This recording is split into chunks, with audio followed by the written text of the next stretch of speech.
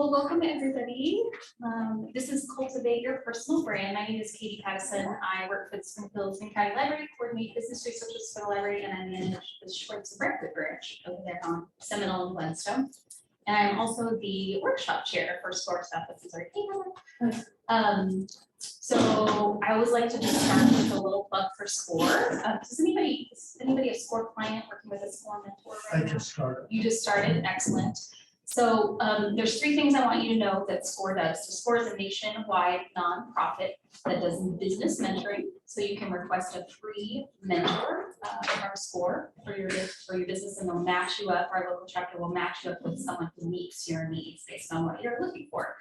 We do workshops, just like this one you're in now. SCORE partners with the Springfield, our local SCORE chapters partners with the Springfield County Library to do workshops. So right now we're doing one in-person hybrid, so that's a virtual room going on over here, and 2 virtual workshops every month.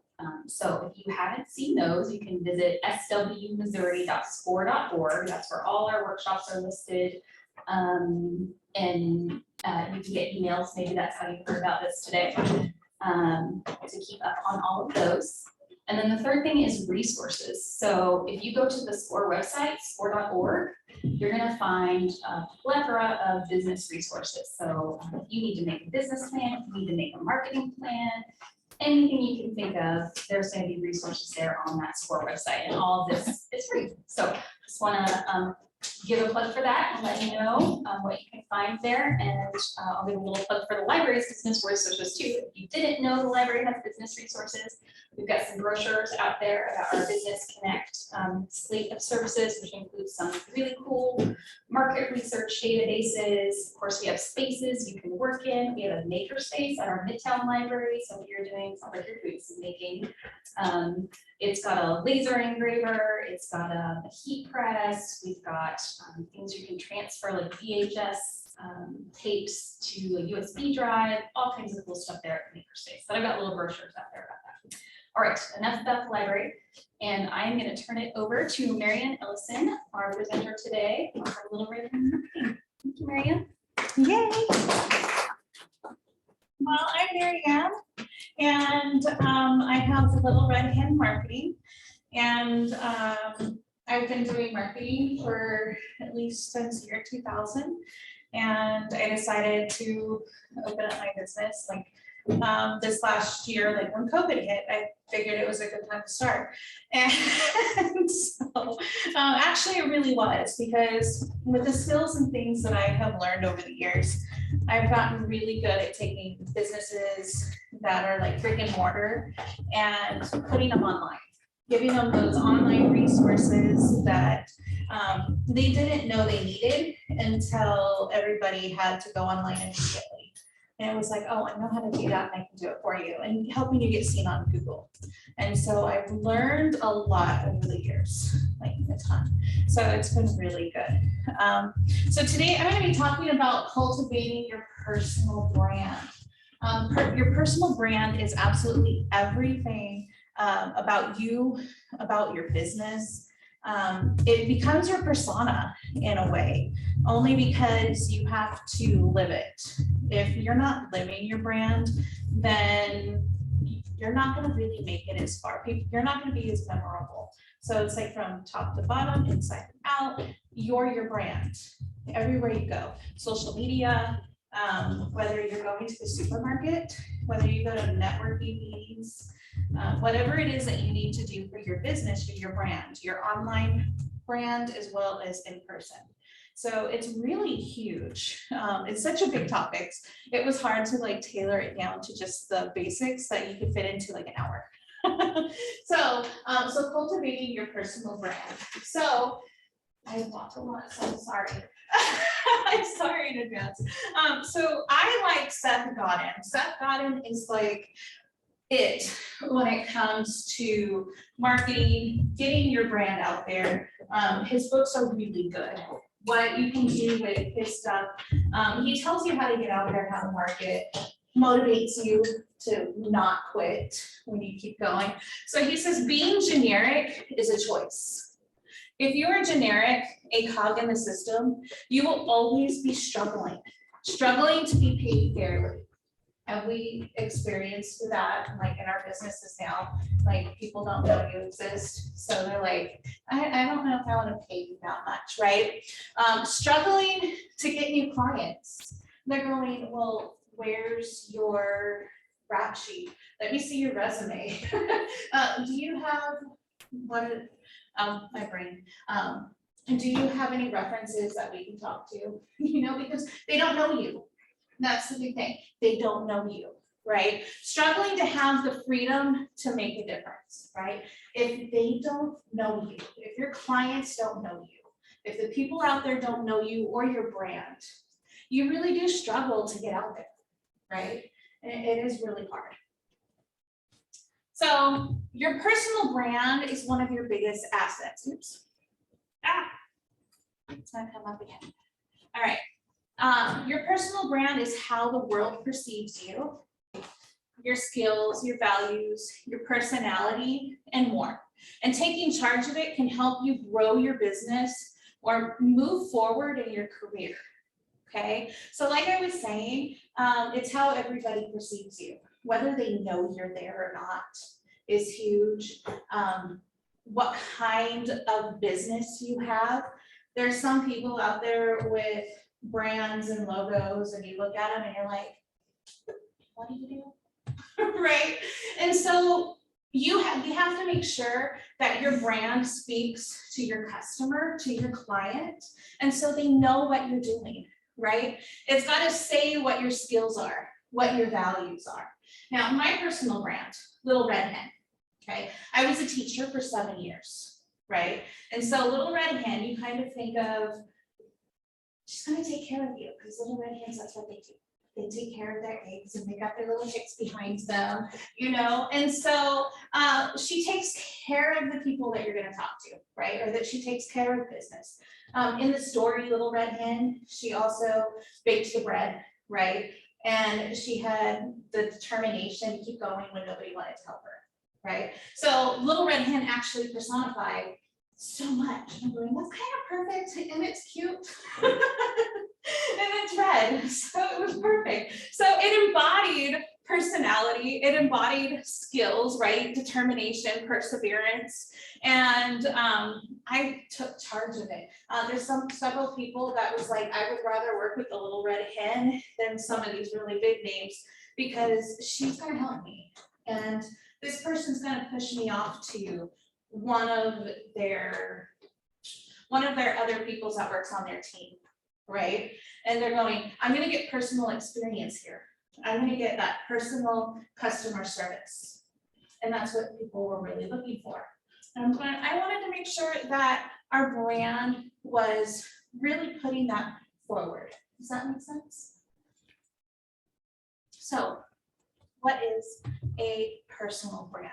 So somebody tell me, what do you think the personal brand is? Anybody?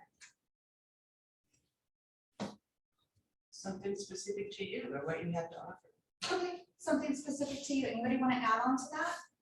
My mind keeps going to a logo that shows people who you are. Okay, a logo. What else? How about your website? Your website. Social media presence. Your presence on Google. How many of you guys go to local marketing meetings? Like networking? Yeah, so yourself is your personal brand. How you dress, how you look, it's also a personal brand. How you talk, how you show up, you know, that's all a personal brand. Dawn over here on the virtual says she thinks it's our reputation as well. Yeah, it is your reputation. That's perfect. It really is our reputation, and we'll go more into that in a little bit. So a personal brand is all encompassing. It's all about who you are and what you do. Everything, like it is, it's your reputation. It becomes your word, right? And you don't want that, Tanish. Nobody wants a 3-star review on Google or a 3-star review on Facebook, right? It encompasses everything. How you treat somebody in the grocery store better be the same way you treat your clients, right? Because somebody's always going to be watching. And that's what you have to make sure. Your same persona that you're putting on Facebook and Instagram and all of that better be the same as what you're portraying outside. Okay, it's got to be everywhere. How it is on Facebook, or not Facebook, or website, everything. It's all the same. It's who you are. It encompasses so much. I have to get my password in. It gives everything. Devoting, or what we're going to be talking about is strengthening your brands. Okay, we're going to be talking about how to strengthen your presence, whether it be online, whether it be in person. Could be like your logo too. How to reach your clients. Okay, because everybody has a specific clientele that we're going to try to reach. Okay, your personal brand is how you present yourself to your ideal audience. So we have our business, we have our market, we all have value, right? We have our identity and we have our design. Okay, and there's many different designs, not just our logo design, right? It's our design on how we do business. Okay, that's still part of your brand. If I'm talking too fast, just let me know. She's writing. No, I do talk fast, I'm sorry. So, all right, you ready? Hold on, sorry. Oh, no worries. We have time. Will you be providing these slides to us? Yes, I have a link. Okay, thank you. Yeah, it'll help. Okay. So your personal brand can take your business to places that you never thought possible. You know how to, but you have to know how to build one. Most business owners really don't know how to build a personal brand. They feel fuzzy. They don't know what steps to take, right? And so actually I see that a lot. So as part of my business, I work with a lot of people who say, I'm gonna start a business. Yay! Let's go. Where do I start? I have a plan, but I don't know what to do.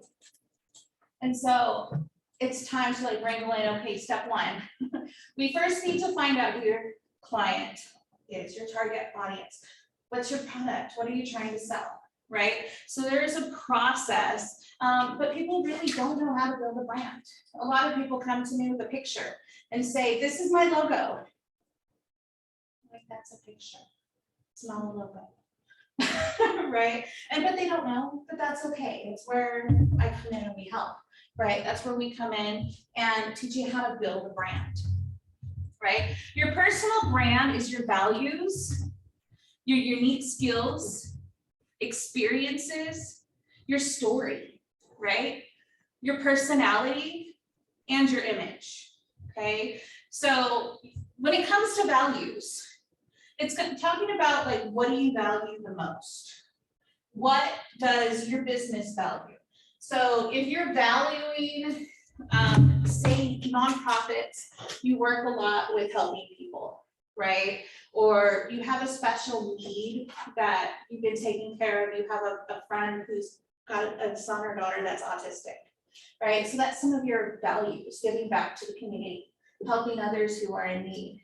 That's a value, right? Valuing customer service and the lack thereof these days, right? People are so rude. Not just a little rude, they're really rude, right? But being that person that steps up and says, I'm not going to be rude to you, that's a value, right? Putting other people before you, that's a value, right? Unique skills. I have skills that I know most of you don't have, but I know you guys all have skills that I know I don't have. Right? So I don't know how to do the printing on books. That's a skill that I don't have, right? Having the patience to open a nonprofit. Not exactly a skill I have, right? So everybody's got different skills, unique skills that you can sell. Even if, how many people have businesses or want to start a business and you're going, oh my gosh, but it's so saturated. There's so many people out there already that's doing it, right? It's okay. Because when you build a brand, people are going to want to buy from you because they know you, right? They're gonna know your unique set of skills and your story that are gonna want them to bring to you and not shop from the other person. Okay. It's not only that, it's also, well, like COVID, it's forced a lot of people to do businesses from home. And there's a lot of people that just went out and bought a Cricut. I kind of feel like I'm in that guard, but I got a lot more money involved, invested. But they don't want to really make money. They want something to do, sort of putting up these mugs and stuff for basically a cost. So why would somebody want to buy my $15 mug versus their $3 mug? Exactly. And that's scary. It is scary, but you don't have to be scared. Because when you're building your brand and you're building your persona and building who you are online and your presence, people are gonna look for that quality. And you're gonna have the quality that, say, somebody who's doing it at cost isn't gonna have, because you're more vested in it than they are. Theirs is a hobby, right? And yours is a business, it's quality, right? And that's part of your brand, showing off the quality that you're gonna give people. Right? So you have unique skills, your experiences. We've all had different experiences, and life experiences, it means a lot, right? Because you're going to be able to talk to people who've been in that situation before and be like, I can help you. Right? And pick them up where they need to be picked up. Your experience also, say, it goes with your unique skills. Well, how much experience have you had doing this? Right? And they're going, well, I've got over, gosh, 30 years of experience doing technology stuff. Would you rather have the 30 years experience or the 2 years of experience, right? Or somebody who, who just stepped out of school and is like, I might try. Right? So experience has everything with it. So there's so much that embodies experience. And then your stories. Your story is your why. Right? You need to know your why. And you're going to hear a lot of in business, you're going to hear a lot about that just about everywhere you go. But your why, your stories, that's kind of like what keeps you going. And that's what's going to keep your clients wanting to come back to you, is your why. Because your why is going to speak directly to them. Like, what's your story? Right? What was your name again? Edward. So Edward was telling me all about his past experience in the military, right? How he'd suffered from PTSD. That's part of your story, right? And how you've taken that and turned it into a business, right? To get past and over it. Mainly the loss of the service dog pushed me to want to do the pet memorials and such. Yeah, but So that's that your would be story. that. Okay. That's your story, right? That's your why, right? You have to have a why. The people who are doing it for a hobby, because it's for fun, how long are they going to be doing that for? Because having a business, starting something new, it's hard, right? It's not easy, it's hard. Not just a little hard, there's days where you're going to be like on the floor, or sitting in the closet, or sitting in the shower going, oh, did I even try to start this? Because it's true. So your story, you're going to think about your why, and you're going to be like, okay, we're going to get through this. I did this because it's more than I like it. It's more than I have to feed my family. It's, you know what, I really enjoy helping those people. I really enjoy making those mugs. I really enjoy making the jewelry, right? There's so many businesses out there, it's hard to incorporate them all, right? But that's your why. When things get hard, your why is what's going to keep you moving forward. Personality. We all have different personalities. My personality isn't going to necessarily work with everybody else's personality. Okay, so your personality has a lot to do with it too.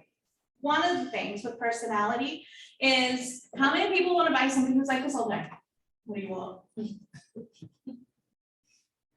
What's up? We'll see all that. It's you. Gonna take your order, right? So it's really hard sometimes when you're trying to work with somebody who lacks personality, or at least a happy disposition. Right? So having that personality built into your brand, that helps a lot too, right? It's who you are. When people see you, are they like, and walk the other way, right? So we don't necessarily want that. You want them to walk, towards you, say, you know what, I want to talk to you. I heard that you've been through this. I heard that you do this. I think you might be able to help me. Or you might be able to make that shirt that I really was looking for. I saw it on so-and-so over here and I really liked it. Can you make me one like this? All right. So it's all about personality. And then your image, again, your image is what people see. Whether it's online, whether it's on your website, in person, in your networking meetings, all of that stuff. Your image is everything. Like, my mom loved me so much that she put me in pageants when I was little. It was fun, right? But there's the one thing that I will never forget was never leave the house without lipstick and without mascara, right? Because you never know who's gonna snap your picture. You never know who you're gonna go out and meet. But I'm one of those people now that I'm a lot older. It's okay to go without makeup and still be yourself, right? It's all about your image and your persona, right? Never, like, you can go outside and be comfortable, but you have to also be thinking, am I going to see somebody who I'm potentially going to be working with? And you're like, oh. Am I going, didn't I see you at Walmart the other day? You were wearing those bunny slippers. Right? You're like, it wasn't me. Yeah, really, it was. And your daughter was having a tantrum on aisle 3. Yeah, that was me. How can we help you? Right? So it's all about your image. And sometimes it's hard, and we don't feel good on some days, but it's also not just your image like everybody sees all the time. It's also putting your best foot forward all the time, even when you don't feel like it. Questions, comments, Are concerns? these based mainly for real world interactions, brick and mortar buildings, or can it translate to online presence? It can translate to online presence. It's huge. So how do you present a personality image of that nature online? And all goes into graphic design and pictures that you put on online. We'll have to go into that in a little bit. Okay. Yeah. All right. So thanks to the internet and the power of social media, it is easier than ever to build your brand. Everyone can constantly put themselves out in front of their audience. Everyone can add value to their audience. And everyone can communicate their message loud and clear. So social media is everywhere. I know there's at least 29 different social media platforms. There's probably more that I don't even know of. Social media is huge. We got TikTok, and we got Reels, and we got, I don't know, there's Clubhouse. There's just so much, and it just keeps getting huge. People are going viral all this stinking time over they tripped in their driveway type things, right? And you don't have to like make a fool of yourself or anything else like that on social media, but being out present on social media means snapping pictures, giving updates of what's going on in your business on a regular basis, being you online. Be like, okay, I'm gonna go meet another client today, or woohoo, I landed another website, yay! Little tiny celebrations, specials that you have going forward, just being real. Quotes are huge, but it's being online consistently, right? And consistently is not just on social media. It's Google My Business, which is really huge right now because it's actually kind of bigger than social media almost. It's almost like, I don't know, Google My Business is here and social media is down a bare hair, okay?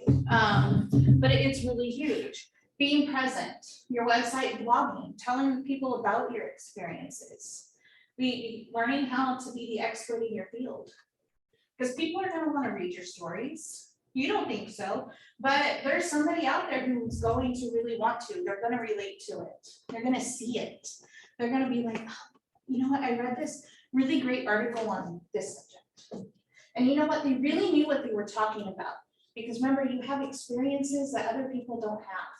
And you're gonna be able to relate to people who are walking in similar situations in your shoes. Okay, so it's about building your brand online. What do you want people to see? Do you want them to know every single time you use the restroom or eat a piece of chicken? Or, you know, you have to be relevant, right, to your business. Once you have your own business, everything on social media becomes about your business, even your personal page. So you never know who's watching anywhere. And one little flub up and, you know, racial slur or cuss word or something that you didn't mean to say could ruin everything. We've seen it with Paula Dean. We've seen it with quite a few people, actually. And there's no apologizing for it. Once it's online, it's out there forever and it never goes away. So no matter what you post or put, it has to be relevant, and you have to think about, is that gonna look good on my business page or not? If it's not gonna go on your business page, don't even put it on your personal page.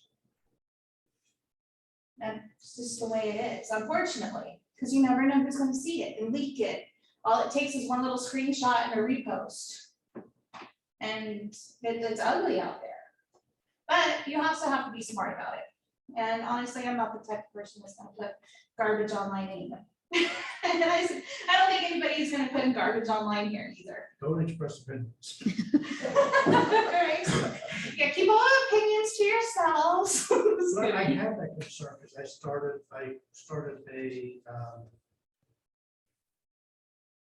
not TikTok, but one of those where you get messages every now and then. And a friend of mine is following, and it's my Smoky Visions craft version. And she's following, she's nothing wrong with it, but she's posting up, sharing a bunch of Christian themed inspirational quotes with pictures and stuff. But I got concerned that a customer going to that site might see what she's sharing with me, but apparently they don't. So, but I was not that it was bad, but that a customer might be turned off because they're Hindu instead of Christian, or It's true. and I worry about that. But they said that's coming to me, not to. Yeah, and message goes straight to you. So, But even if somebody's posting that kind of stuff on your page and it's okay and it fits with your values, then post it.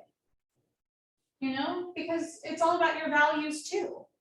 Some people will only buy from the same religion that they're in, right? So put it out there. Instagram, that's what it was, Instagram. Oh, okay, yeah.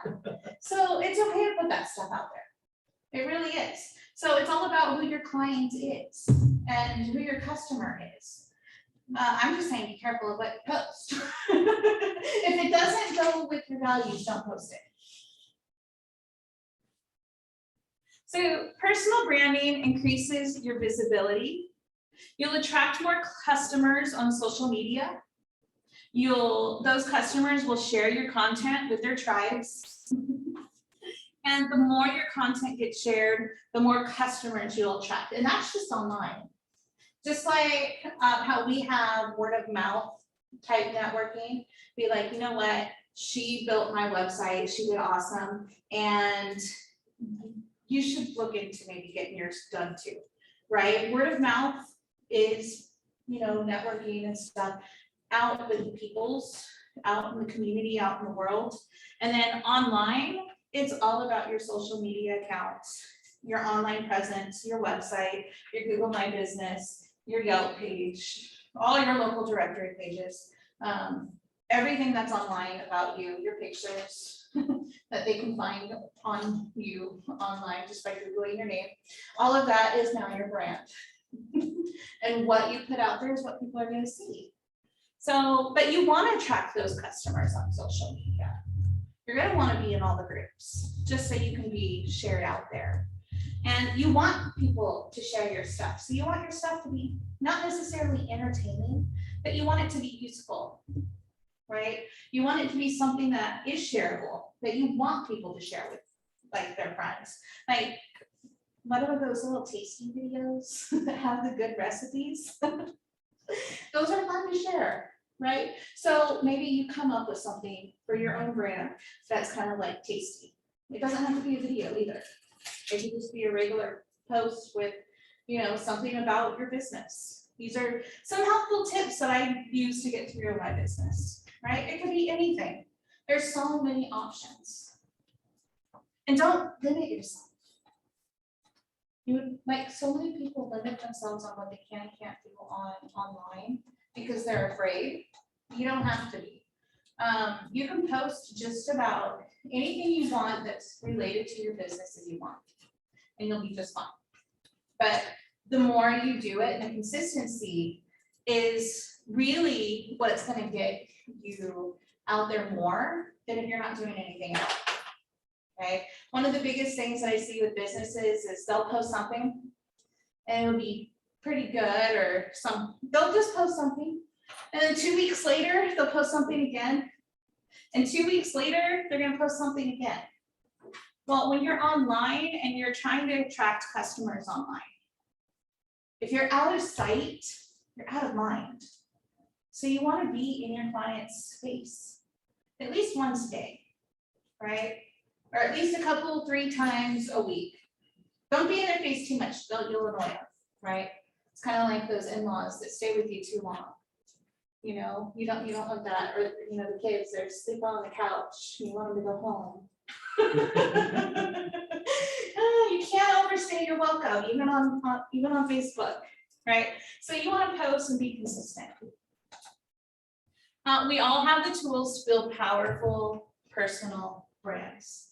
Okay, we all have the tools. It's been made easy. We have Facebook, we have Instagram. There's so many tools out there. Do you have to use them all? Use only what you're good at, what you're most comfortable with, right? If you don't like Instagram, don't post to Instagram. If your clients aren't on Instagram, don't post to Instagram. And you don't like doing dances on TikTok, don't, unless you really want to, right? I've actually had, how do I do TikTok videos? I really don't know. I don't do it myself. Go find a teenager that does, and they can give you tips, right? They're the next generation coming up with all this stuff. Yeah, no, if you want to learn how to do that, you're gonna go find somebody who knows how to do that. If that's up your alley, then more power to you. But use what you like, use what you're good at, right? We have the tools. You have people who build websites. They have it to where you could build your own websites, right? So there's all sorts of tools. So the critical question is, are you actively taking control of your brand? How many people already have a brand? A logo. Okay, you got a logo. I think we're just more starting to establish everything. Okay. Everybody has a brand, whether they know it or not. You go to church on a regular basis and people see you come in and they know that's your seat, that's your brand, right? So you already have a brand. What you're already posting online, you've already started establishing your brand. People are going to start branding you just by what they see and what you provide them. You're already building that brand. So actively taking control of that brand is like taking action and be like, that's my brand. This is what I'm going to represent, because you represent the business. You represent your persona. You represent your values. You're representing your full brand. Taking my notes. See, most of it's memorized. I'm pretty good, right? Any questions so far? Anybody? All right. Okay, almost there.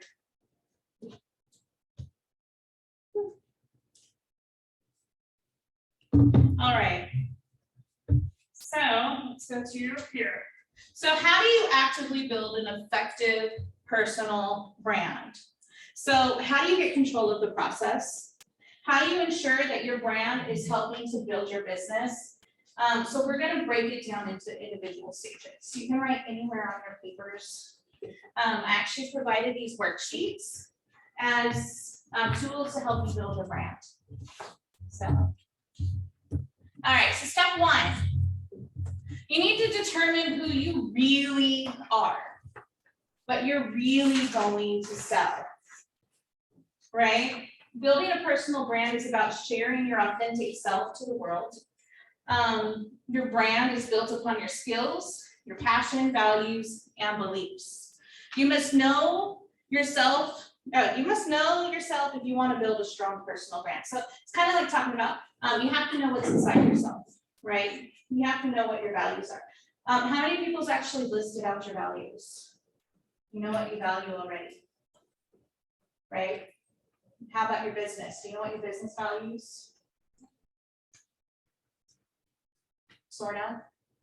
Can I share something kind of Yeah. cool? So this is the library's values that we wear them around our neck. So once you identify them, it's a cool way to. That is. Some people's values is kind of marked up in your mission statement. So you got to think about, this is what my mission is going to be. This is what we're going to do with our business, right? So it's all about who you are, what you're going to do, and how you're going to deliver it to the world, right? These are my goals, right? So that's all about your personal brand, determining who you really are. So it's your goals, it's yourself, it's your values, right? You got to start thinking about like what kind of people you want to start working with in your business. Who's your ideal client? I know my ideal client is just like me. Right, a little goofy. Doesn't everybody do that though? It's true though. I can sell to myself better than anybody else, right? So you have to think about that, right? You want to sell to people you know yourself best, right? So knowing yourself the best, think about who your clients are going to be.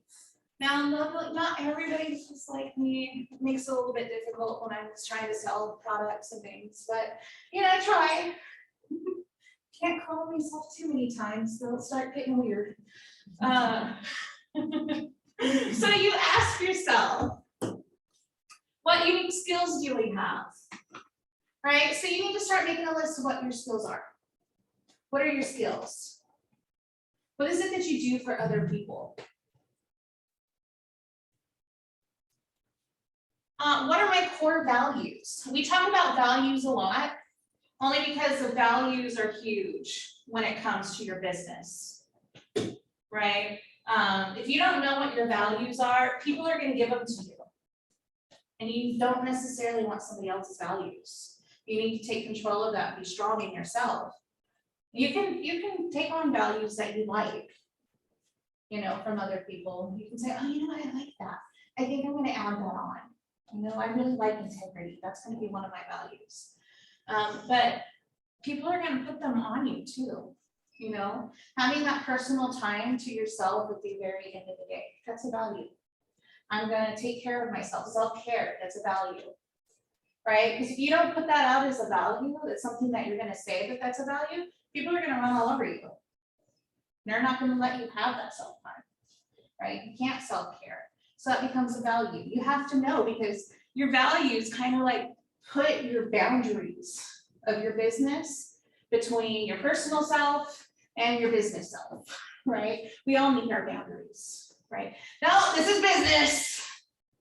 That's personal. Stay away, right? We have to have the boundaries, right? We got to keep them in place. What are you most passionate about?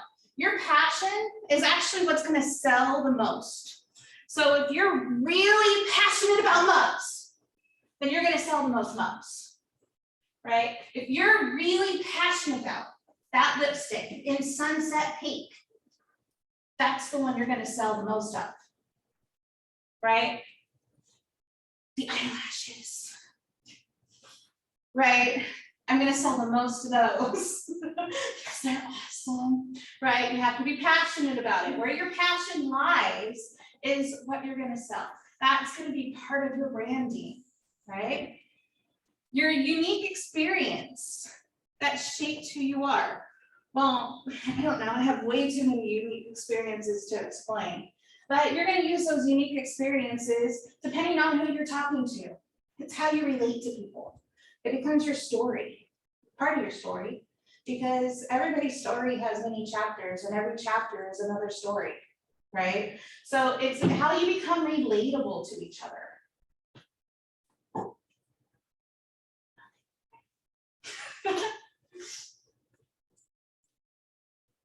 Okay, how can I most effectively serve my core audience?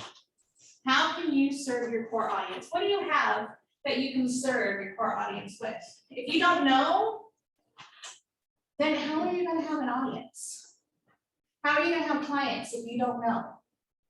If you don't know who needs your product, then how do you know to go sell it to them?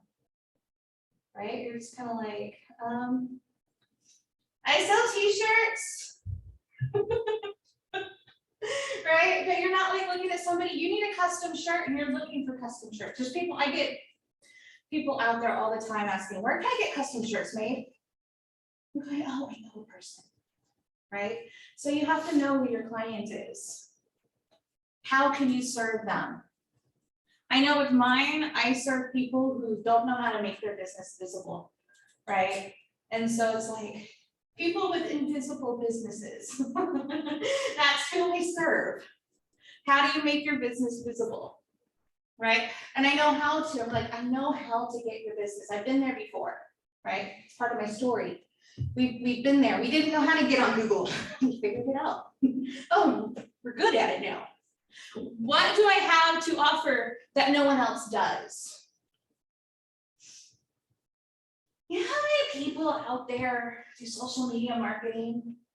You know how many people out there build logos, build websites? There's a lot, pretty saturated, right? But what do I have to offer that nobody else does? I have personality that they're not gonna have. I'm not gonna throw them off to just some team member to take care of them. Oh, here's my team member. I thank you for buying my business. Now go work with John, right? And then you never hear from me again. Until it's ready to take the bill. Oh, did you have fun working with John? Okay, cool. Pay me. That's not very personable, right? And people don't like that. People like going one time. Right? So it's like, what are you going to give your business? One of my businesses takes care of, they make fine jewelry. And it's stuff that nobody else has because they make it themselves, right? So that's something that they have to offer. But even if you're selling Mary Kay, right? And there's a lot of Mary Kay peoples out there. What do you have to offer?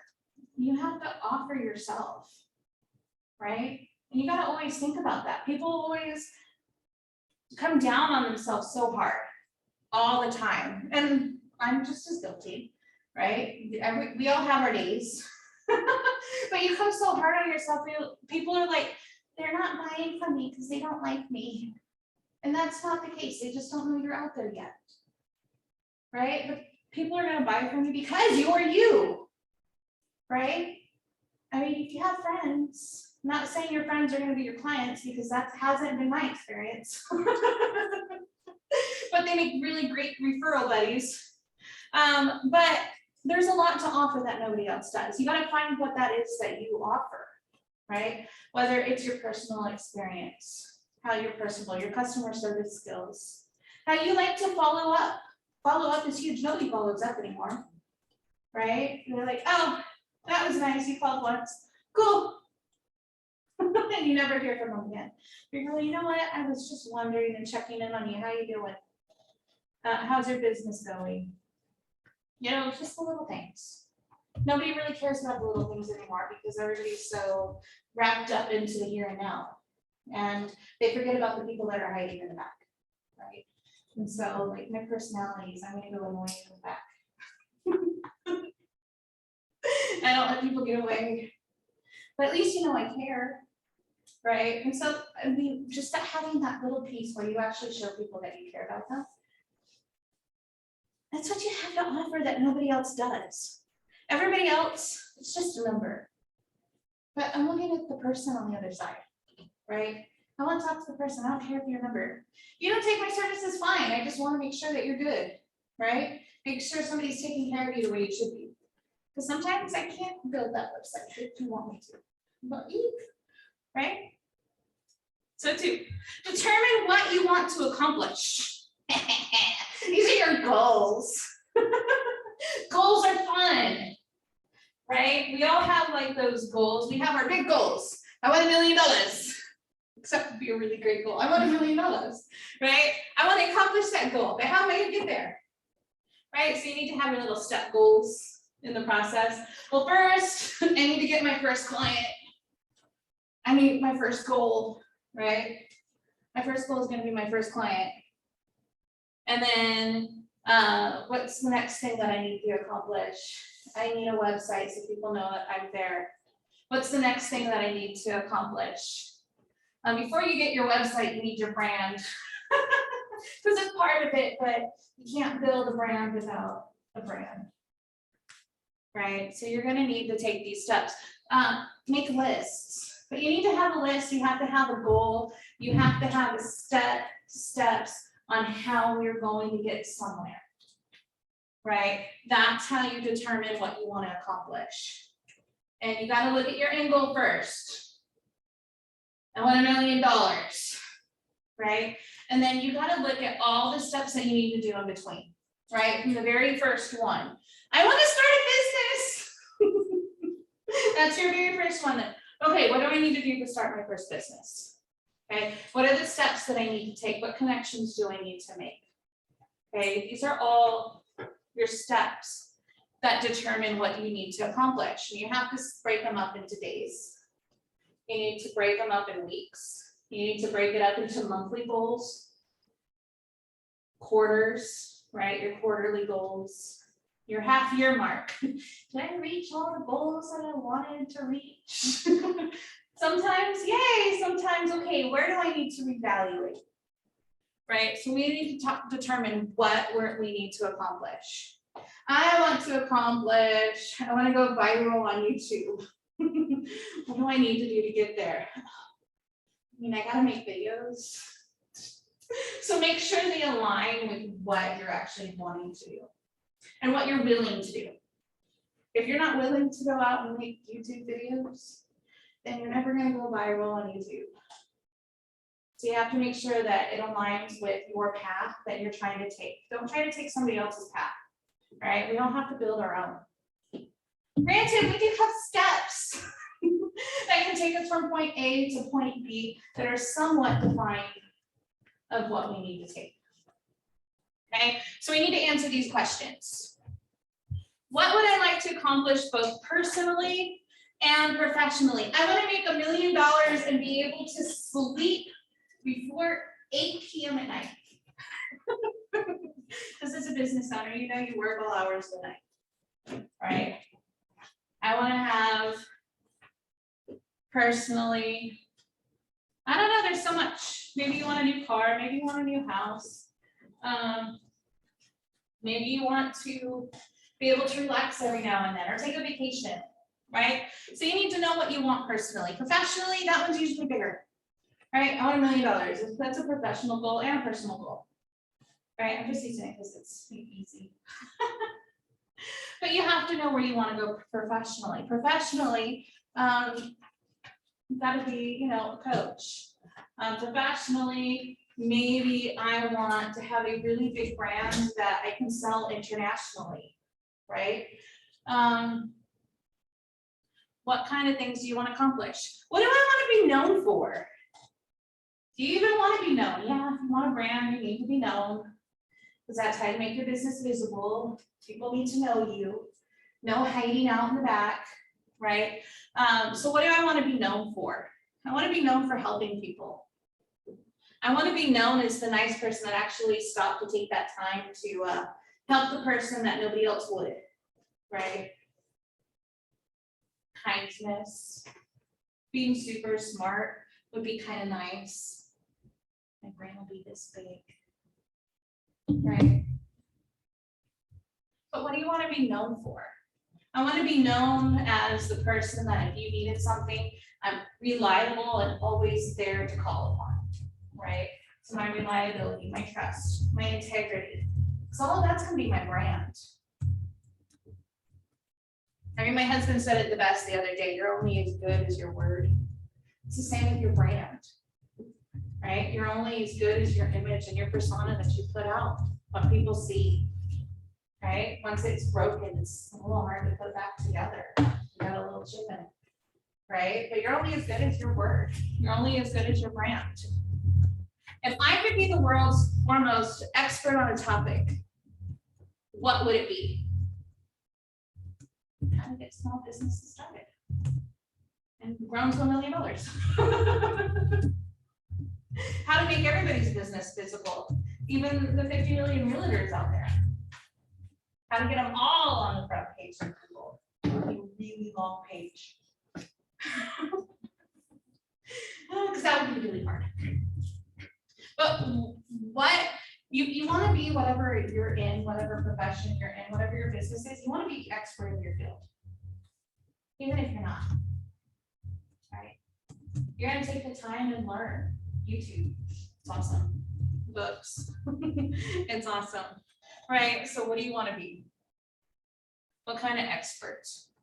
Everybody's an expert in something, whether you know it or not. Everybody, you're an expert in something. No? What are you an expert in? I think I'm an expert in connecting with new ones. Oh, I love that. That is awesome. What else? What are the other skills that somebody has? Yeah. Kay says she's an expert in healthy hair. She works in salons. She might be my friend. So I need healthier hair. Anybody else? What else? We started at anything. Being brave. You're expert at being brave. Dawn is an expert in CPR. Nice. That's a good thing. That is a good thing. So you Sounds we like a can good go to person to have Dawn and now. get, like when we do CPR. We're dying. Yeah. Be like, I'm dying, I need to go see Dawn. Dawn's here, I can die now. Thanks, Dawn. I can't claim that for expertise. I was always told there's always someone better than you somewhere. That's all Yeah, we but say. nobody's gonna do it like you do. That's the difference. Right? You're the difference maker. What key message do I want to communicate? Kind of goes back to your values, kind of goes back to your expert on your topic. What message do you want to communicate? I used to be kindness, helping people, being out there to, basically helping people. Help the people that nobody else wants to help. That's me. If I could only give one piece of advice, what would that be? Right? And so these are all the things that you need to write down. These all become your brand. And it's a lot to take in. It really is. It'll make your brain hurt when you're going through the process. Because you need to know all of this, because who needs to know all of this? Your client. Because if you don't know all of this, how can you give it to your client? How can you portray it to them? Step 3, everybody's favorite. Identify your target audience. Okay, so like I said, my target audience and people, my clients are just like me, right? So you gotta identify your target audience. Who's that going to be, right? So identify your core audience. Ask yourself these questions. How can I most effectively help? Or who, not how, who. Who can I most effectively help? My example, I effectively help businesses who don't know a lick of technology or barely any, and I know how to make their business visible online, right? Create them a brand online that people can see, right? Who will benefit most from my product skill set, and knowledge? Well, make a list, right? Who's going to benefit from my skills? Somebody who doesn't know how to build a website, somebody who doesn't know how to make their own shirt, somebody who wants a really colorful mug but doesn't know how, and has a design for a mug but has no idea where to get it.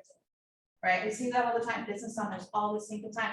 I want a mug made for my business so I can give it as a housewarming gift. Right? Because networking is huge. Right? That's another form of networking. Having your business, your logo and things out there. Right?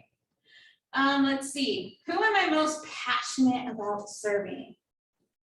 You have to like your customer. Some people are like, no, you don't. Yeah, you really do. You have to like your customer. So if you don't like your customer, how are you going to effectively serve them? I know there's some really grumpy people out there. Don't necessarily always work with the really grumpy people. Actually, I really do, because I work well with others. But you have to be passionate about serving the people that you like, your clients, your clientele. Making sure that, like, if you're passionate about serving a particular person or a persona or avatar of a client, your 80% of your efforts is going to be selling to that one person, and then the rest will come, right? And the 20% that doesn't necessarily click with you, that becomes gravy. But you need to have your 80% attention on your client, your ideal client, the one that you actually like to work with. Okay, and there's a lot out there. You just gotta find them. And actually, when you build your brand, they find you because they like you. Who will resonate most with me and my brand? Okay, so you gotta be thinking about that too. And you sell better to people you like and the type of people that you know. And I say type because you're gonna work with a lot of people that you don't know. But personalities attract. You have to remember that too, because not everybody's gonna like my personality and they're best served somewhere else. And you have to know that. Because when you're trying to serve somebody who doesn't click as your ideal client, most of the time it's gonna cost you more money or more time than it really was worth. And you gotta think about that. Sometimes it's okay to let them go. Even like you have to get away from that fear that, you know, and I know it's scary, but you have to know that they're gonna be best served somewhere else sometimes, you know, if they're not your ideal client or close or similar, you know, is it really worth the back and forth that you guys go through, right?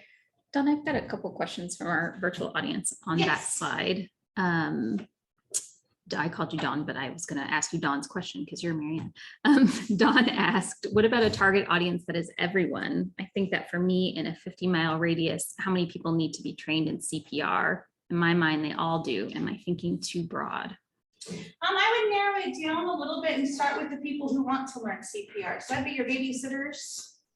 That would be anybody who works with kids. That would be anybody who works with the elderly. But you'd start with the people who actually want it. Because if they don't want it, they're not going to be seeking it.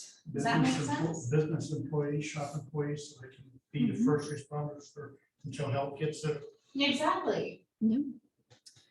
And then Kay's question was, I know what key target clients I want. My problem is that they're not on social media or they're not social media people. How do I reach this group? Do you live nearby? Actually, what I found is going outside the house and selling to people out in, I call it the real world, say it 5 times fast. Without the W. So when I go out, because a lot of my clients are online too, I find mine going to local networking groups. And then it grows from there. And on top of that, people don't know that there are online networking groups.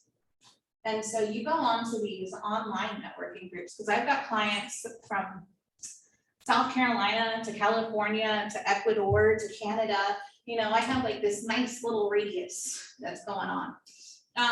The ones that are not in state, those are all the people that I was able to reach just in those outside networking groups on social media.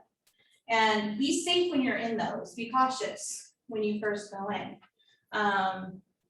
You know, have your little spidey sense on, because your gut's gonna tell you whether or not you should or shouldn't work with somebody, right? If their first words are, I sell crypto, run. Right, unless that's what you're really trying to niche in, or niche in, then, you know, go for it. But you listen to your gut, but there's online networking groups. A lot of mine, I started local, and then they had friends. And their friends live in Oklahoma. And they give them my card, or they give them my website, and then they have friends. And then, but their friends lived in Michigan, and then their friends lived in Minnesota. And so it just started by networking in person and joining those networking groups online. And they actually grow really fast. The other one, military wives are great to network with because they're all over the world.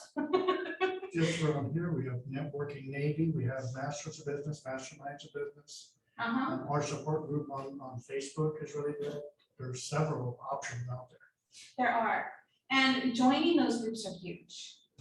I got so many clients just going through online networking. A lot of them, I work with a lot of people in state and local. That's where I built the foundation of my business. I started with, you know, my local peoples, and then I expanded more, and then more as they had like friends, and then I started joining the networking groups, you know, because you have to start with your first client, and you gotta go find your first client, right?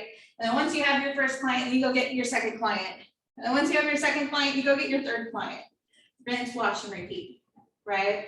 Once you're really good at working with the clients that are home, that you can talk to face to face and get that relationship built with, you know, because it's all about relationships. When you're building that relationship with the people around you, it kind of helps you build the relationships online because you're gaining that experience that you don't have in the very beginning. It kind of like takes away that fear that you're gonna have. Oh my God, what am I gonna do? I can't buy dinner. Right, so going out and building those relationships, networking around home first, then building out, branching out. That's usually the best way. Start small and get bigger, right? Start local and then grow, right? I see a lot of people, because I'm in a little tiny town, and there's a lot of little tiny towns around here, and they don't have anybody, and so they have to go figure out how to network, and they network online. So you go to those little networking groups, and you're gonna find some, you're gonna wanna find, depending on what your business is, you're gonna find that group that serves your business, or that your business serves. So if you're, I always see like the health coaches, right? So if you're a health coach, you're gonna try to go find groups that need health coaches. You know, I'm technology geek. And so I can go find people who don't know technology, and then I can help them from there. So it really is, you go find people online or in person that need your skills. Oh, look it, I think I moved my button. Okay, not too far. Any other questions? I do have one more over here. Oh, I'm sorry, you go ahead. What are your thoughts on building rapport with your competition? I love it. Because if, like on my team, I do have 3 graphic designers. Okay, because I can draw. I'm not the best drawer in the world. Okay, I have limited skills in the artiste ability. I've got skills in other areas. But my other 3 graphic designers, all of them are amazing in what their personal niches, right? One can draw goofier and more of like the playful type logos, and one's more serious. So they actually become your networking buddies. Because just like I deal with websites and social media of all different sizes.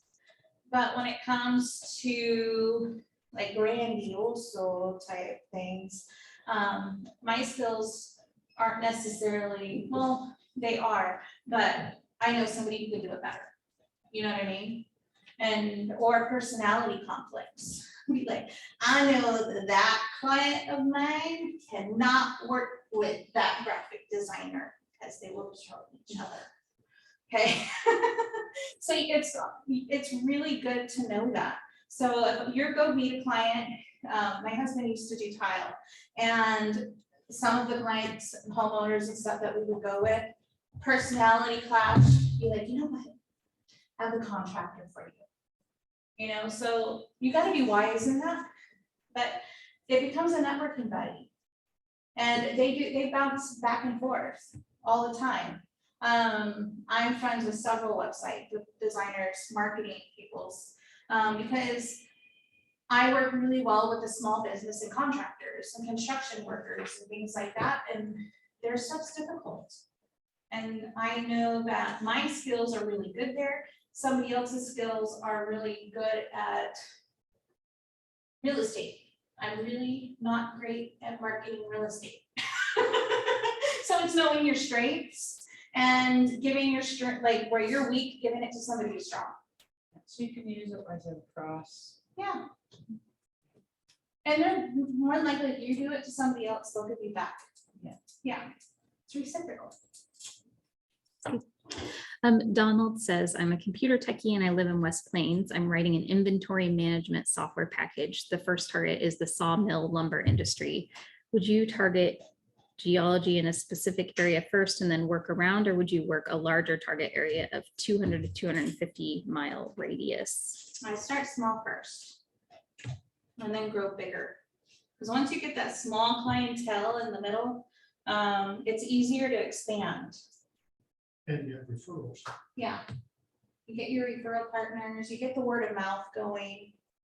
Yeah, it's a lot easier to start small.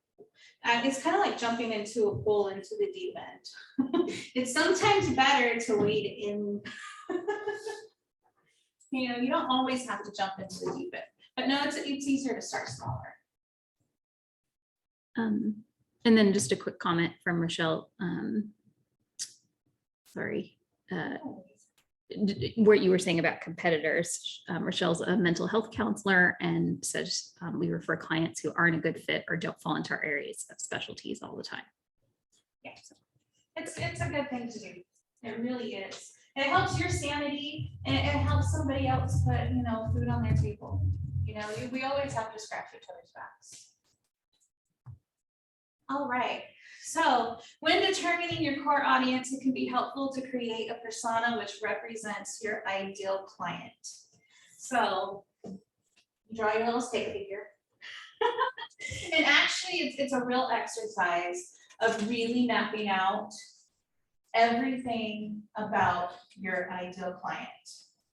So when you're mapping out your ideal client, you're going to want to know, is your ideal client a male, or is your ideal client a female? Or is it both? Does it matter? Right? Where do they like to shop? Anybody have an ideal client in mind already? People who have just lost a pet. Okay, somebody who's just lost a pet. What else? Anybody? Well, I can tell you the why first. This is why you need to know. When you want to do your marketing and when you want to start running ads and things, you need to know where your ideal client's going to be. Right? Where does your ideal client shop? What does your ideal client like? Here we go. So you're going to include the following information. How old are they? That one's huge. If you're going to run ads, whether on Google or Facebook or Instagram or anywhere, You need to know how old your clients are. My clients are not teenagers. They're not 20-year-olds, rarely actually, 26 maybe, 26 and up. And then if they're retired, they don't need my services anymore. So I have my good little range, okay? Male or female, single, married, really doesn't matter for my business, but it does matter for some. Marriage counselors, right? You need to know if they're married or still single. That'd be a biggie. What is their level of education? Right, so sometimes education matters, sometimes it doesn't. Mine, I kind of need to know how much do they know about technology? Do I have to teach them from scratch? Or can they pick it up on their own pretty quick? Right? What career are they in? That's a biggie for a lot of people. What careers are my clients in? So you have to know where you're going to market to them. My clients are all over, but say I'm only building websites for attorneys, right? I really niche down. I would need to know what profession it is. Mine's a lot of contractors. So what kind of contractors? General contractors, flooring contractors, builders, all of that kind of stuff. Those are, great clients. Who are my other clients? People who are starting a business and don't know what to do, right? I have a wonderful business in a box plan that helps people get started. But I need to know, like, they're just starting a business. They don't know. And so they would need to know. How much do they make, right? Are they making nada or are they making big, right? Does that really matter to your business? Well, some businesses, it really does matter. We only serve contractors in general. They need to know that their clients are making this much money because they're gonna like renovations. This is the average cost of living that people get for homeowner renovations, okay? So it's really good to know your ideal client. Anything and everything about it. Sometimes it's like, what school did they go to? It can really get nitty gritty. Their hopes and dreams. What do they want their futures to look at? What do they want their futures to look like? Are they travelers? Do they want to be millionaires someday? What are their goals? What are their aspirations? Because they're gonna look it up online. You got to speak to that. Like, part of marketing is blogging, right? Becoming an expert in your field. You need to talk to somebody who wants that, right? Somebody who wants to know how to travel, somebody who wants to learn how to cook, somebody who wants to own their own business someday. What are their first steps that they need to take, right? So that's why you need to know their aspirations and goals. Because in marketing, that's what you talk to, right? You need to speak to their dreams, speak to their problems, be the solution to their problem. Challenges. What obstacles do they face? Why haven't they been able to reach their goals? Because they don't know what to do. In my case, right? They don't know how to build a brand. They still come to me with a picture and said, "This is my brand. I got a picture." You're like, honey, that's not a brand. That's not a logo. It's a picture. And you got it off Google, so it's also illegal. People really hate that, but it's true. You just stole somebody's picture and said it's yours. You can't do that.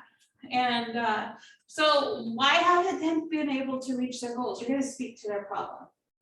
And you have to know your client inside and out. Like, you have to know them. Like, they're your sister, you know them so well. They're your brother, you know them so well. You know what time they eat, what time they eat, what time they go to bed, what their favorite food is, what their favorite color is, right? That's how well you need to know your client. Any questions on this? This is huge. Anybody? Okay. The more you work to build your personal brand, the greater the edge you'll have over your competition. So we talked about building our brand, like knowing who you are, talking about your values, knowing who your competition is. Or actually, we haven't talked about competition yet, but we have to know who our client is, right? We have our perception, what people think about us. We have our values, right? What we represent. And then awareness. Awareness comes in as like the front page of Google. Being present in the marketing meeting, not being forgettable. I talk to my clients all the time about not being forgettable. Like I'll have to do another one on how public speaking really builds your business, because I go to all these networking meetings and there's always the one like, hi, I sell insurance. Right? And there, what was his name? What was her name? What did they do? Right? You don't want to be forgettable, right? So that part is the awareness part. You need to make people aware that you exist. You need to be visible, right? And the more you work on that, the greater edge you'll have. One of my clients, they have huge competition. Not only is the competition huge, it's like 2 doors down. Literally, it's like so close. And we're always playing like, okay, what clients are going over there? So we can play the Google game. I like to call it the SEO Google game. And so we're always trying to like beat our competition. And we're always working on our branding. We're always working on our messaging. What is our client really wants? What is the problem that they're really having? And then we speak to that. And we get more clients and we get more likes on Facebook. So step 4, determine your unique selling proposition. Your unique selling proposition.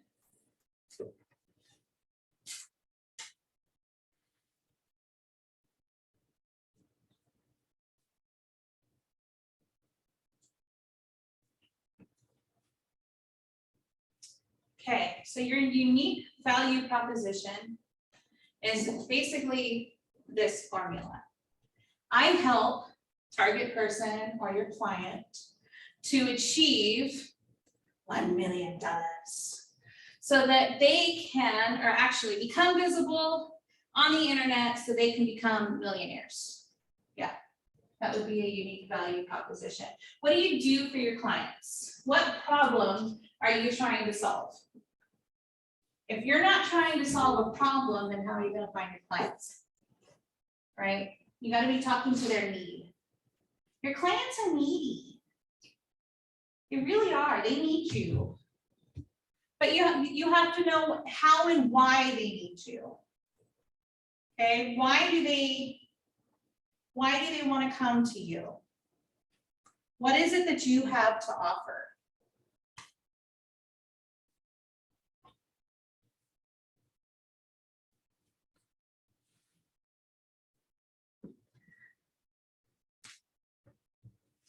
So for example, your unique selling proposition may be something like, I help working moms stay on top of everything and live a fulfilled life.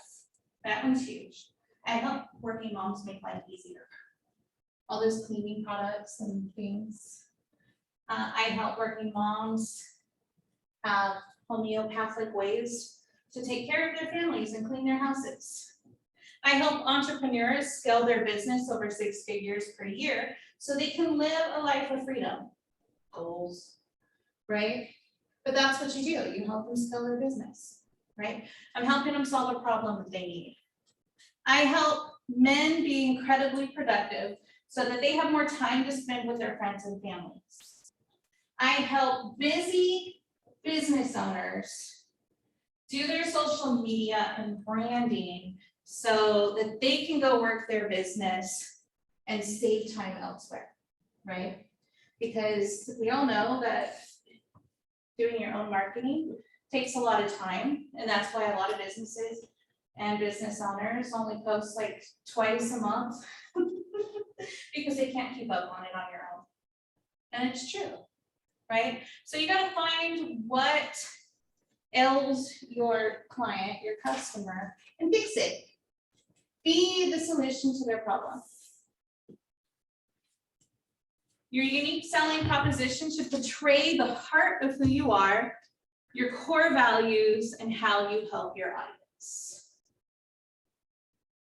And they're like, oh, here's got a little red hen. She takes care of everything. She makes my life easier. She posts for me.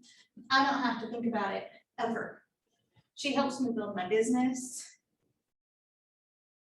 He helps me make mugs for my business meetings to keep my high-paying clients happy because they like the ones that keep cold.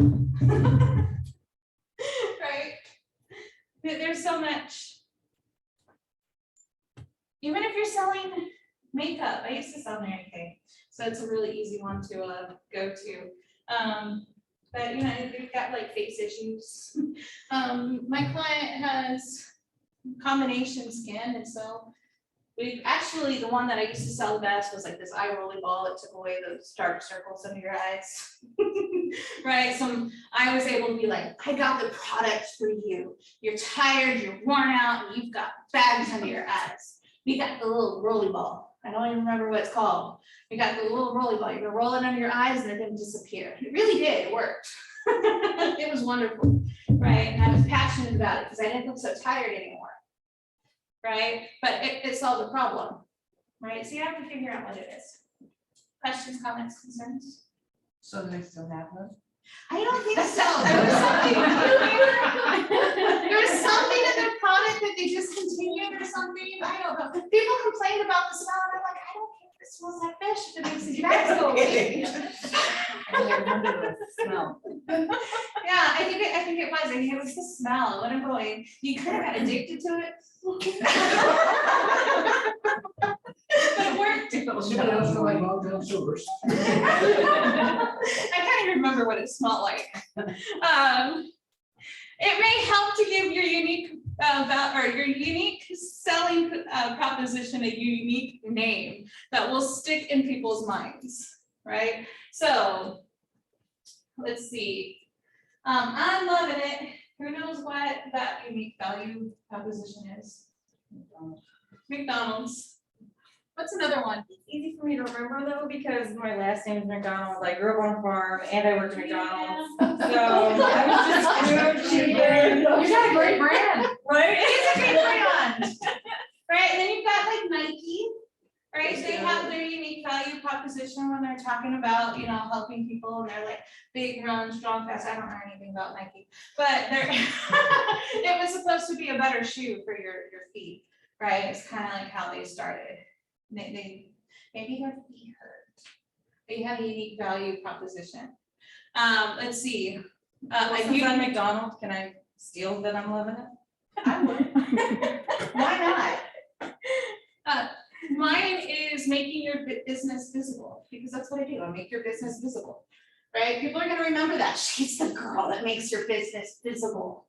She got them on the front page of Google, right? Making your business visible. What are some other ones that we can think of? Any brands, big brands out there that you can remember? Anybody? If you didn't ask, I would know. That's true. You're putting us on the spot. Have it your way. Have it your way. What is that? Burger King. Burger King. Thank you. More fast food. Maybe she's bored with it. Yeah. Maybe she's bored with it. Right? Maybelline. Or was it CoverGirl? Maybelline. Just do it. Yeah, just do it. That's Nike. Right? We can all remember those. Can you trademark those or Ones that haven't been trademarked before, yeah. pricey though? There's ways around it. I just wanted my logo trademarked, and they said just to even start looking into it was $2,500. I could see how they're trying. But yeah, no, there's ways. There's ways to copyright and everything like that. That's cost effective. But yeah, so you're gonna want to have like something unique about yourself, a unique value proposition that people are gonna remember, right? So it's not only your personality, yourself, your brand, but having like a slogan, right? Or something that people are going to remember. And it's gotta be something for your business, right? Something specific for your business, whatever your business needs. I'm the mug man. I don't know what it would be. But you know, what other businesses and stuff, I help people do this, right? And so I'm the person that does this. And that people are horrible with names, to be completely honest. And so they're the person that does this. I'm really bad. I put their name and the phone number and I'd be like, that's so-and-so's mom. Right, that becomes their slogan. I'm branding them. Right? It becomes their brand, but having that slogan, this is the person that does this, right? That's what you need for your business. This is the person that does this. I do this. That's the person that does that. What was their name again? Let's Google it, right? So you're gonna want your slogan. Your slogan goes on your website, so it's Googleable, right? Googleable. Googleable. Say that really fast. No. But you want to be rememberable, right? You need people to remember who you are, right? You need to stick in their minds. Maryanne, I just want to give you a heads up about the time. Oh. It's 8:25, Oh. 26, so we have just a little bit of time left. Okay, we can do that. I know you have a lot to cover. Oh, and you know what my phone is? I keep looking at that clock and it's not. It hasn't been reset. It's still, yeah, it hasn't, I'm sorry, it hasn't been reset for the time change. I don't want to stay text check. The library closes at 9, so I know we have to be out of here by then, but Okay. we can get through what we can. All right, so creating your unique value proposition gives you a high degree of clarity about what your brand's about. It tells people what you do specifically and hopefully in a catchy way. Step 5, treating yourself as a brand. We kind of already talked about this. Talking about your persona, how you put yourself online, how you dress, how you look. You're yourself, you're your brand. You carry yourself in a certain way. People are gonna go find you, they know you by sight. So it's wonderful, right? So you gotta treat yourself as a brand. Again, you know, how you want people to perceive you is how you're gonna be. Even if you're not there yet, you can still fake it before you make it. You have to when you're starting your own business, just to get that first client, right? In every communication with your audience, you stay true to your message, you stay true to your brand, right? So everything that you do, so you have like your little emails, you have your little text messages, everything, it should all look alike. Your website, it also means creating a strong, compelling website, right? Having something that's eye-catching, something that's easy to use. And then your logo and your unique value proposition goes up there. It means creating a media page or media kit, your site or your media, for your media inquiries, for your guests, for the people that message you, for the people who comment on your page. You want everything to look alike. What you say on your website should be the same thing you say on your web page, the same thing you say on the Google, the same thing you say on Facebook. All of it has to match. If it no matchy, then people are going to get confused. Okay, you have to treat yourself like you truly are, a powerful brand that has a powerful message. Okay, because branding is everything. And the more true you are to your own brand, the more people you're going to actually attract. Okay, and it's actually really true. Even if you have to fake it to make it, right? You got to be true to yourself. Optimize your website. We'll go over this fast. So optimizing your website means your website is one of the primary places where people get to know who you are. I hear it all the time. I don't need a website. Yeah, you do. You really do need a website. Well, I got Facebook. Yeah, but they're gonna go to Facebook and then they're gonna go stalk you on Instagram. And then they're gonna go stalk you on Google My Business. And then they're gonna go stalk your webpage. You know, because people are stalkers, they're gonna go check up on everything. But they really do. They're gonna do their homework if they're really seeking out your sort of business, right? For your goods. If you are the best shampoo out there, they wanna see it on Facebook, they wanna see the reviews, they wanna see everything, right? And then they're gonna go to the webpage and they go, how much does it cost? Right? So all of it has to match. You do need a website.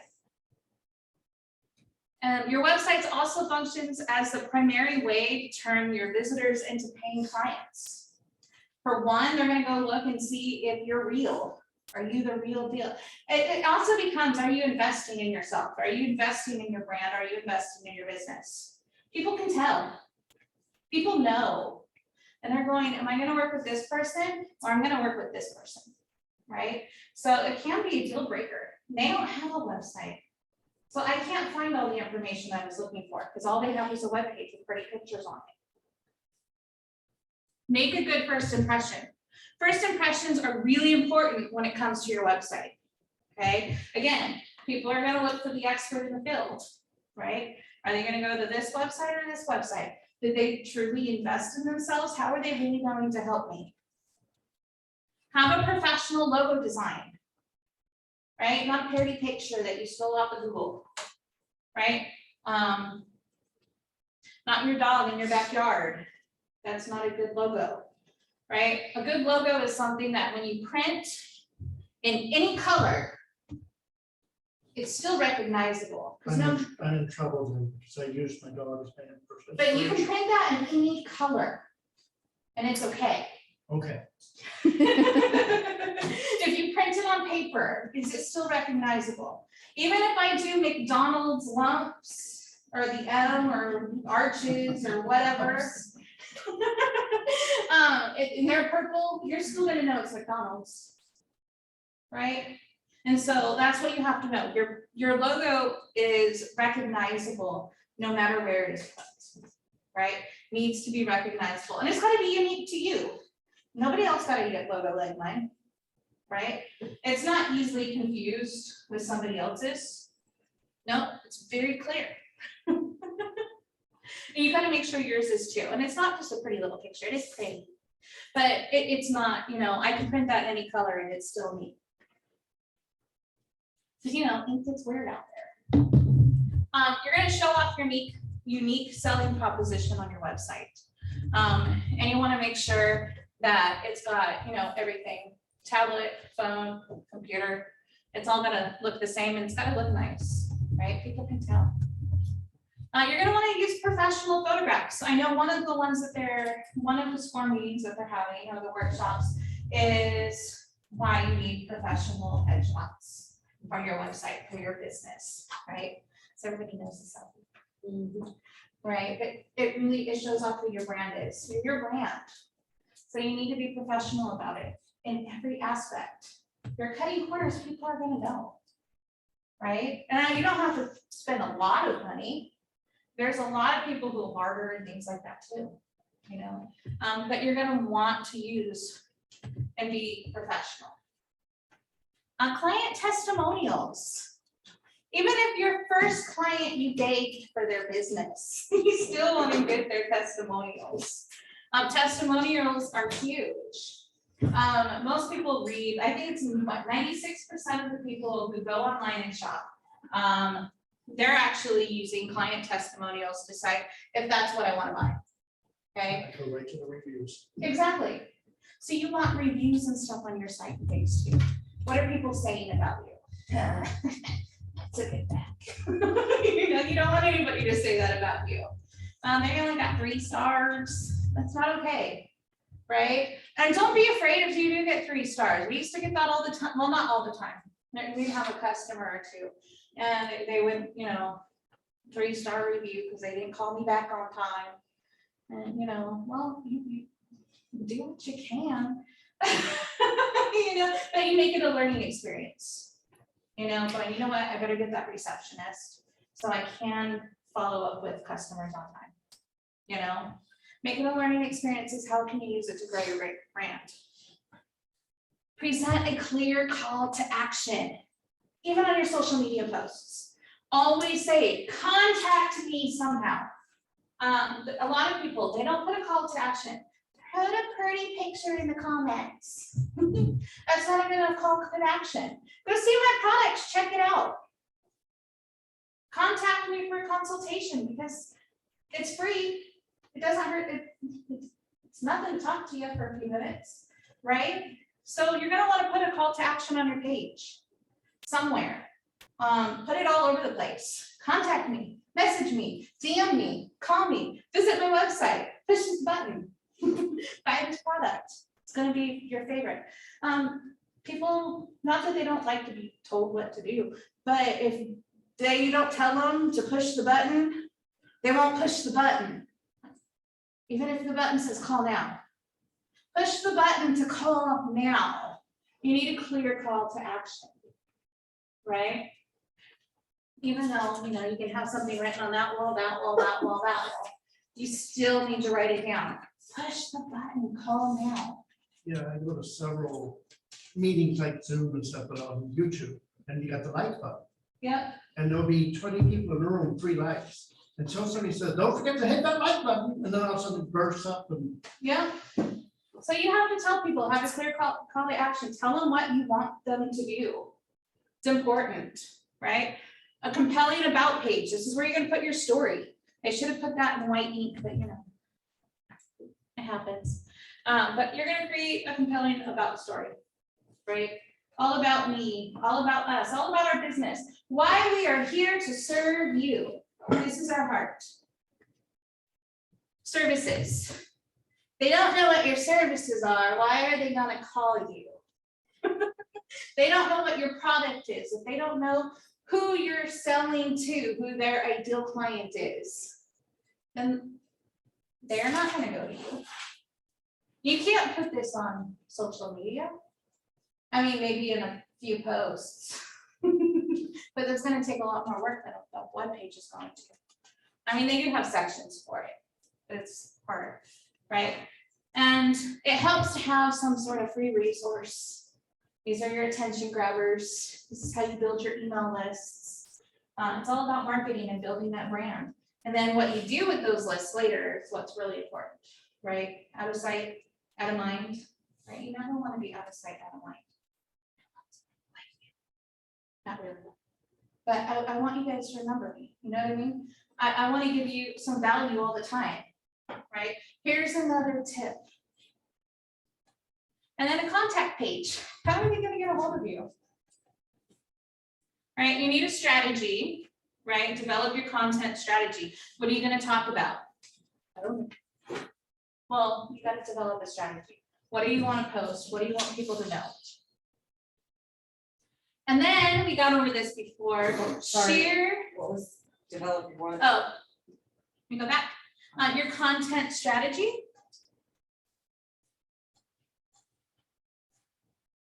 So your content is going to be what your blog's about, what your social media is about. It's that on your website. It'll be your blog, your website, your podcast, all of the above, your webinar, your whatever you're putting out there for your clients, that's going to be your content. And content is key. Okay, so always make sure that it's relevant and useful. Okay, because if it's not useful, then why are people wanting to go see you? Right? They need to see why you're valuable to them. Only share content that aligns with and promotes the values of your personal brand. So I just sold the dog on Craigslist should not be on your social media, at least definitely not on your business page. You can secretly like it and laugh on your personal page, or you can make it private. Everything else should be public. That one you can make private, so nobody else sees it. And then again, consistency is key. All right, how often do you post? Right? How often are you in people's, not really faces, but in their minds? Right? How often are they seeing you? Right? You got to find a balance. You don't want to be too annoying. You don't want to be in their face all the time, but you don't want to be out of their mind altogether either. You gotta constantly add value to your audience. Give them you, give them some of your knowledge, give them some nuggets, but don't give it all of them to it, or all of your nuggets to them, right? You're not gonna give your services away for free, but you're gonna give them enough to say, this is why you need to hire me.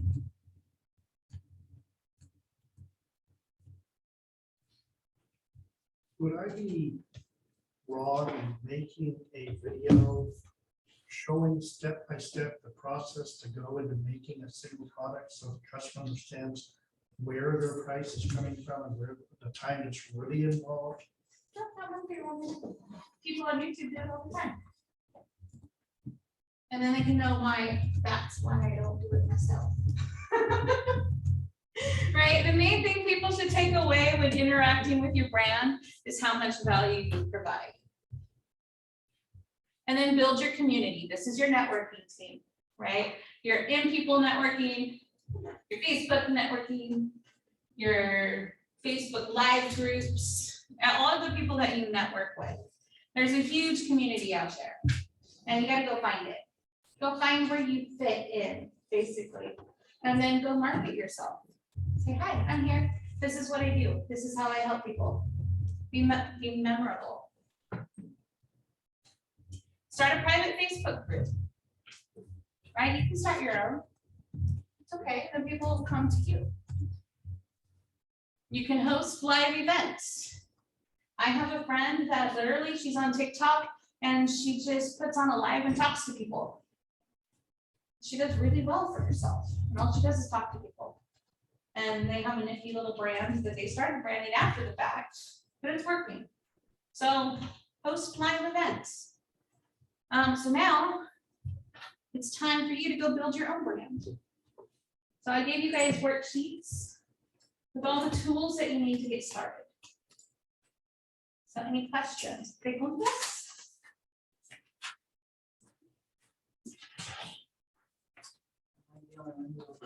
That was a lot. Really, it is a lot of information. It's going like, how do I make it smaller? So we have this one. We all have a personal brand, whether we think about it that way or not. So let it be intentional, or let us be intentional about it. And she's got some really great books about branding too. All about being yourself.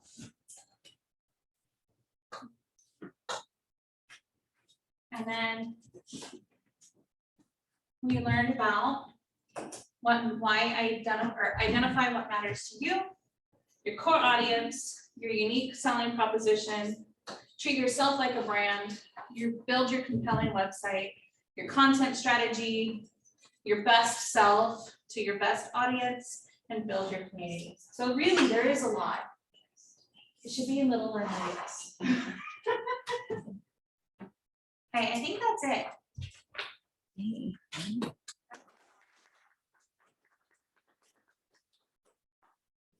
Thank you so much, Maryanne. That was great.